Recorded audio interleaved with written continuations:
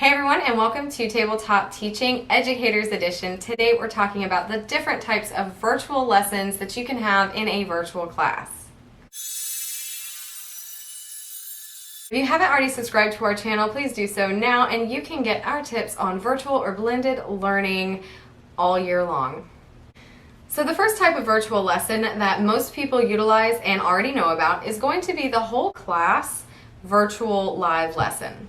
So when you have a whole class live lesson, you end up with 20 to 40 kids all logged in to the same feed with their microphones and cameras probably turned off so that they're not distracting for other students. And they have to sit in front of their computer with their cameras and their microphones turned off and hopefully stay engaged for the 20 minutes that the instructor is talking. So while there's a lot of good and relevant things that teachers have to deliver in whole class live lessons, I recommend to dropping your live lessons for the whole class down to just once a week. If you can get a good 15-minute live lesson with your entire class recorded once a week, then you can keep those posted in your virtual classroom board, whether that's Google Classroom or Schoology or even Canvas. That will allow your students the ability to go back and look at those chunks of instruction that you're giving them, but I wouldn't use that as the end-all be-all of your virtual class, mainly because student engagement is going to be at an all-time low when you have all of your students in a virtual class all at the same time. They can't talk with each other, they can't participate in activities. There's just too many students to be able to truly manage that. The fix from having 5 or 6 of your students take control of your entire live lesson is to divide your students up into small groups. So what I mean by small groups is go ahead and take the other 4 days out of the week and divide your students between groups of 5 and 10 students and give them a set schedule. So twice a week, that group of 10 will meet with you 2 days a week at a specific time. And when they come into those small group sessions, they know that they are going to be seen and heard by both their classmates and by you. This is going to help build a classroom community in the virtual setting, which is very hard to do. And it's also going to help you build those relationships and connections with your students, also extremely hard to do in the virtual lesson. Things that you can do in a small setting include play games, assign challenges, give more direct instruction and one-on-one discussion with students on how they're working.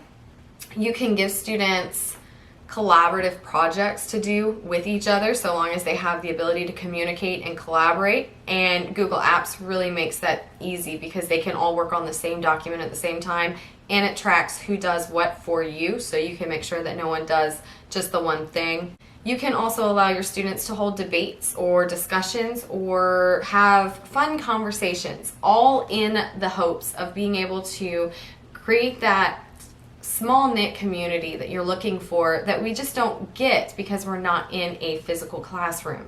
The last type of virtual lesson that you can do for a virtual class is going to be a pre-recorded lesson. So pre-recorded lessons are pretty much what they sound like. They're videos that you record where you're teaching to the camera. But these lessons can be uploaded to Google Drives and to your assignments specifically. So for example, if you do a pre-recorded lesson, you can post that video on top of whatever virtual assignment you're giving your students. Some examples of pre-recorded lessons are going to include things like video or verbal directions for your students so they can watch the video and know how to complete an assignment.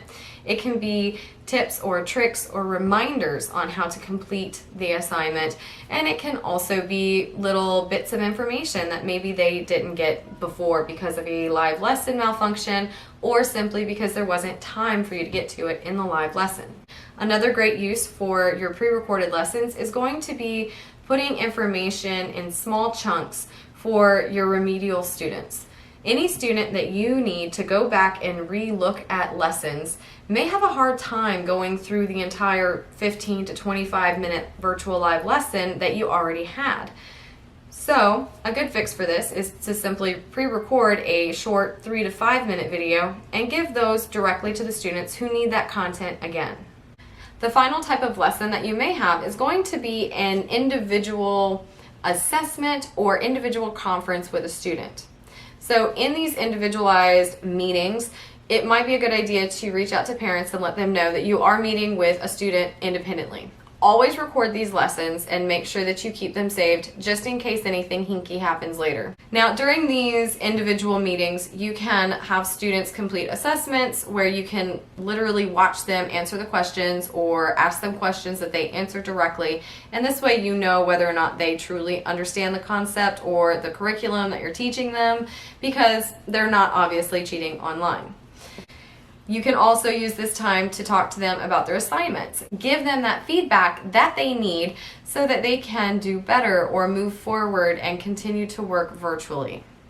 I also enjoy allowing parents to sit in with us when we do those things, and that way they can have a parent-teacher conference anytime that I need to speak individually with the student. And as always, document your parent contact, because those things always matter, especially in the virtual world. So let's go over these types of lessons that you can have in a virtual classroom one more time.